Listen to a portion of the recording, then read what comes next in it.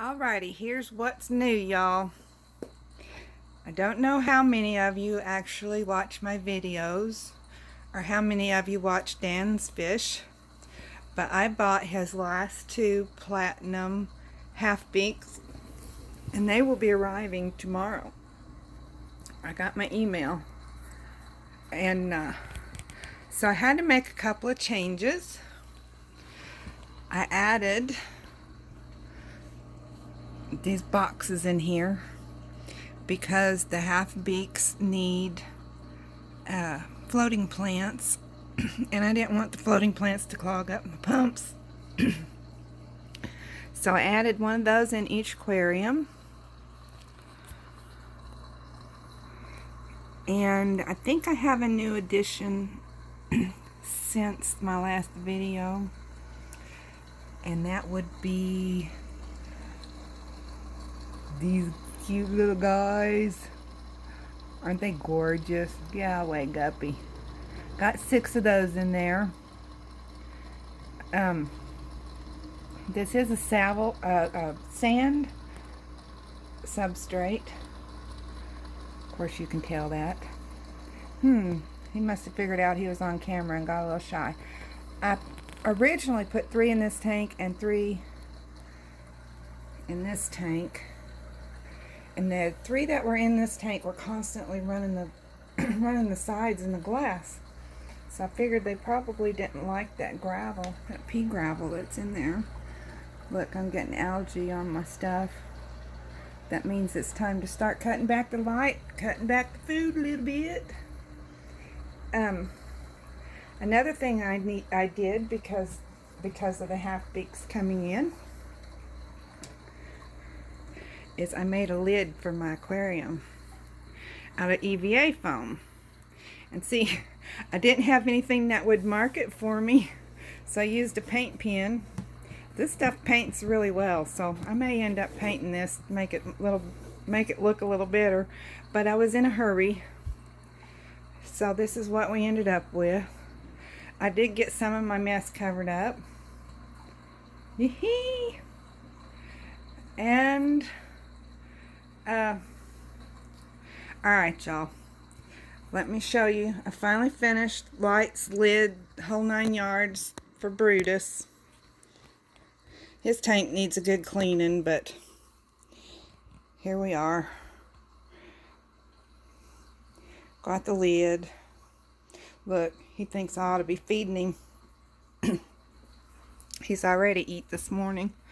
Now, I don't know how well this is going to show up. It's not going to show up at all. I want to show you how I ended up having to do these lights. So we'll just unplug them for a minute because it is remote controlled and my remote is over on my other little end table. Here's what it looks like underneath. I bought LED strips. I siliconed the snot out of each and every connection. And I just made a big X because I was having a real problem getting that back corner back there, getting light on it. And I got plants there. And I got eggshell in there because this water is pretty soft. And I have a snail in there. It's the only thing I found that he's getting along with. Rotten. My weenie dog was giving me a bath. Let's see if I can get this plugged back in. Alright. Now this tank I do have to do a water change once a week. It may get better once these plants get more established. I overfed it the other day. And it was in the morning. And I went to work and I come home and this thing was soup.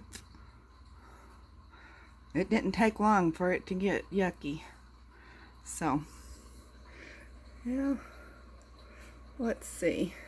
It's showing up kind of brown on here, but the moss and stuff back there is actually green. It's doing pretty good. I'm going to have to get in there and give it I did a partial water change, just going to have another one. And Looks like I got some algae starting to grow on the glass. That's what happens when you overfeed things, folks. But he's such a ham. Sometimes it's really hard not to. Oh, he's so babies. And the lights change color on this thing, and it has a setting where it fluctuates between red, green, and blue. And I can do it so that it does a flicker, or that it's a gradual change, and it's really cool. But I'm afraid to leave it on because I'm not sure how it will affect him. Does anybody know? Give me a holler if you know. And we've already run into 6 minutes here, a little over. I'll do another video when I get my fish in tomorrow. He's such a ham. He loves being on camera, doesn't he? I wish my tank was clean before I thought to do this. Anyway, you ought to see him when I put the mirror in there for him. Now that I have him in a tank with a lid, I'm not afraid to do that so much. Boy, he can get worked up. Anyway, love y'all, and if you know how those lights will affect him, let me know.